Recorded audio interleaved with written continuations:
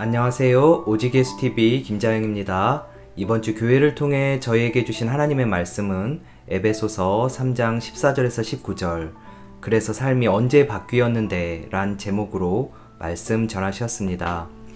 이러므로 내가 하늘과 땅에 있는 각 족속에게 이름을 주신 아버지 앞에 무릎을 꿇고 비노니 그의 영광의 풍성함을 따라 그의 성령으로 말미암아 너희 속사람을 능력으로 강건하게 하시오며 믿음으로 말미암아 그리스도께서 너희 마음에 계시게 하시옵고 너희가 사랑 가운데서 뿌리가 박히고 터가 굳어져서 에베소서 3장 14절에서 19절 중에서 오늘의 설교 목적입니다. 언제 삶이 바뀌었다고 선포할 수 있는지 아는 것입니다. 성경은 속사람이 능력으로 강건하게 될 때 삶이 바뀌었다고 간단하게 말합니다. 속사람은 마음과 인격을 뜻합니다. 마음이 능력으로 강건해진 시점이 바뀐 시점입니다. 믿음의 사람은 모범적으로, 헌신적으로, 거룩한 모양으로 살 수 있습니다. 그러나 나의 이익과 결부된 상황에서는 선택이 달라집니다. 속사람이 능력으로 강건해졌는지는 나와 결부된 이익의 문제가 일어났을 때 어떤 선택을 하는지에 따라서 드러납니다. 믿음은 실제로 표신하는 것입니다. 너희 안에서 행하시는 이는 하나님이시니 자기의 기쁘신 뜻을 위하여 너희에게 소원을 두고 행하게 하시나니 빌립보서 2장 13절 말씀. 오늘 말씀 15절에서 아버지 앞에 빈다는 것은 사도 바울이 기도한다는 것입니다. 기도는 영적인 호흡입니다. 영적인 호흡이 멈추면 육체의 일을 도모하게 되어 있습니다. 기도하면 기도하는 내용이 소원됩니다. 아침 저녁으로 카톡으로 말씀 기도를 합니다. 기도할 때만 그 말씀이 소원됩니다. 기도하지 않으면 말씀이 마음에 새겨지지 않습니다. 기도의 태도를 보면 사도 바울이 아버지 앞에서 무릎을 꿇고 간절하게 기도합니다. 무릎을 꿇었다는 것에는 간절함보다 더 깊은 내용이 있는데 그것은 항복했다는 뜻입니다. 우리는 하나님이 이끄는 삶에 순종한 것보다 불순종한 것이 훨씬 많았습니다. 다 불순종했습니다. 그럼에도 인격의 하나님께서는 억지로 그것을 바로잡지 않으십니다. 불순종이 깊어지면 반드시 세상으로 갑니다. 혼적으로 노력합니다. 세상의 힘을 추구합니다. 주님은 억지로 붙잡아서 끌고 오지 않으십니다. 인격의 주님이십니다. 항복을 받아서 데리고 오십니다. 그것이 탕자의 비유입니다. 그렇다면 지혜가 열려야 합니다. 불순종의 아들이지만 탕자처럼 항복하지 않고 미리 항복하겠습니다. 그것이 기도입니다. 당신의 뜻이 이루어질 수 있도록 미리 무릎을 꿇을래 하고 기도하는 것입니다. 14절에서 각 족속에게 이름을 주셨다는 것은 하나님이 주인이시라는 말씀입니다. 사도 바울이 간절한 마음으로 에베소 교인들을 위해 기도했습니다. 당신이 주인이기에 당신의 뜻을 따라가게 해달라고 미리 항복하게 해달라고 기도한 것입니다.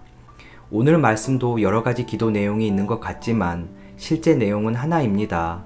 16절에서 속사람을 능력으로 강건하게 하시오며 하는 기도가 핵심이라는 것입니다.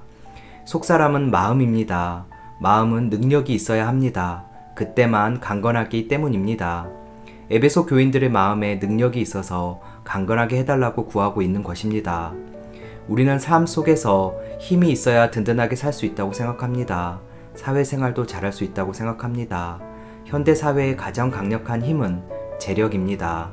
마음에 능력이 있다는 것은 우리가 필요하다고 여기는 것들, 돈이든 사회적 힘이든 그런 것이 부족할 때 느끼는 나의 마음, 망할 것 같은 마음, 전전긍긍한 마음을 이길 수 있는 힘이 있다는 것입니다.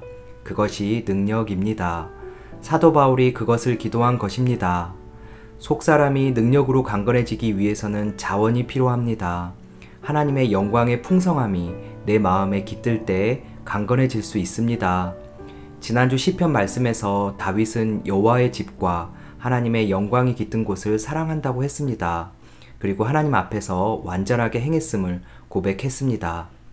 그래서 내 삶이 언제 바뀌었는데 바로 이 시점입니다. 마음에 하나님의 영광으로 채워진 때입니다. 성령께서 그렇게 해 주십니다. 영광은 탁월합니다. 하나님이 1등 되었다. 하나님이 최고 되었다는 것입니다. 성전에 주님의 영광이 가득합니다 하면 하나님만 보였다는 뜻입니다. 주님께 영광 돌리고 싶어요 하는 말은 내 삶에서 하나님만 보여지기를 원한다는 뜻입니다. 주님만 보이기 때문에 덩실덩실 춤까지 추게 됩니다. 17절에서 믿음으로 말미암아 마음에 주님이 계신다는 것은 단순한 구호가 아닙니다. 믿음은 주님과 십자가에서 연합할 때 생깁니다.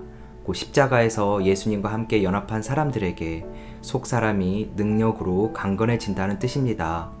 사도 바울은 가말리엘 학파였습니다. 로마 시민권이 있었습니다. 대단한 권력입니다. 그러나 그것을 배설물로 여겼습니다. 천막 짓는 직업은 오늘날로 말하면 건설업인데 돈이 많았습니다. 바울의 네트워크도 대단했습니다. 떵떵거리며 살 수 있었습니다. 그런데 그것을 배설물로 여겼습니다. 마음에 능력이 있었기 때문입니다. 그래서 지금 내가 무엇을 보고 있는가가 중요합니다. 몰두하고 있는 일들이 보이고 내가 좋아하는 사람이 보인다는 것은 내가 사탄의 도구로 쓰이고 있을 수 있습니다. 왜 사람이 보이고 왜 일들이 보이는가? 내 속사람이 하나님의 영광에서 기인된 능력으로 강건해지지 못한 것입니다. 기분대로 믿지 마십시오. 기분대로 믿게 되면 착각합니다. 기분이 좋을 때, 일상적으로 평온할 때 예수 정말 잘 믿습니다. 그러나 기분이 안 좋을 때는요, 아주 위험합니다. 기분 좋을 때 믿는 것이 자기 믿음인 줄 압니다. 그것은 사탄의 먹잇감입니다. 무엇이든 어디서든 하나님이 계시지 않는 것이 문제입니다. 사탄의 도구가 되지 않기를 축복합니다. 갈라디아서 5장 19, 20, 21절에서 음행과 더러운 것과 호색과 우상 숭배와 주술과 원수 맺는 것과 분쟁과 시기와 분냄과 당 짓는 것과 분열함과 이단과 투기와 술 취함과 방탕함은 육체의 일이라고 합니다. 이런 일을 하는 자들은 하나님의 나라를 유업으로 받지 못한다고 합니다. 모두 사탄의 열매인 것입니다. 그런데 우리는 이것을 인간사에서 당연하게 여깁니다. 우리는 화가 날 때 어떤 환경적 요소 때문에 화가 난다고 생각합니다. 그러나 성경은 마귀 때문이라고 말씀합니다. 술 취하는 일도, 끼어드는 차를 보면 복수하고 싶은 마음도 마귀의 일입니다. 당연한 감정이 아니라 마귀가 주는 것이라는 것을 인정할 때 고쳐집니다. 이것을 인정하지 않기 때문에 눈치 보는 신앙을 그렇게 이야기해도 고쳐지지 않습니다. 내가 마귀의 영향을 받고 있었다는 것을 인정하길 축복합니다. 기도하십시오. 마음에 무엇이 깃들고 가득해야 하는지 기도하십시오. 하나님께서는 당신의 마음을 주기 원하십니다. 당신의 영광이 우리 마음에 깃들기를 원하십니다. 사도 바울도 기도했습니다. 하나님의 말씀이 내 마음에 소원되도록 기도했습니다. 기도할 때 그 말씀이 내 마음에서 소원됩니다. 그저 느낌이 아닙니다. 실제입니다. 내 마음에 하나님의 영광으로 채워지는 능력이 있어야 합니다. 그 실제를 보게 하옵소서 하고 기도하셔야 합니다. 마귀의 일을 십자가에 내던지니 내가 마귀의 일을 하는 사람이었다고 돌이키며 기도해야 하나님의 뜻이 우리 마음에 소원됩니다. 하나님의 뜻이 임하는 것입니다. 하나님의 뜻이 이 땅에서 이루어지게 하시고 하나님의 뜻이 임하는 것이 말씀 기도입니다. 말씀 기도해야 그 말씀이 소원되어 이루어집니다. 수십 년을 기도했는데 이루어지지 않는 이유가 있지 않을까요? 내 뜻을 강화시키는 기도가 아니라 주님의 뜻을 강화시키는 기도여야 합니다. 하나님의 뜻이 내 안에 있어 나의 속사람이 능력으로 강건해지는 한 주 되길 예수님 이름으로 축복합니다. 오늘의 말씀 결론입니다. 내 삶이 언제 바뀌었다고 선포할 수 있는가? 내 속사람이 하나님의 영광으로 채워져 성령의 능력으로 강건해질 때입니다. 내가 당연시 여겼던 감정들이 결국 마귀의 일이었음을 인정하고 하나님께 항복의 무릎을 꿇어 말씀이 소원되도록 기도할 때이었습니다. 오늘도 오직 예수입니다. 감사합니다.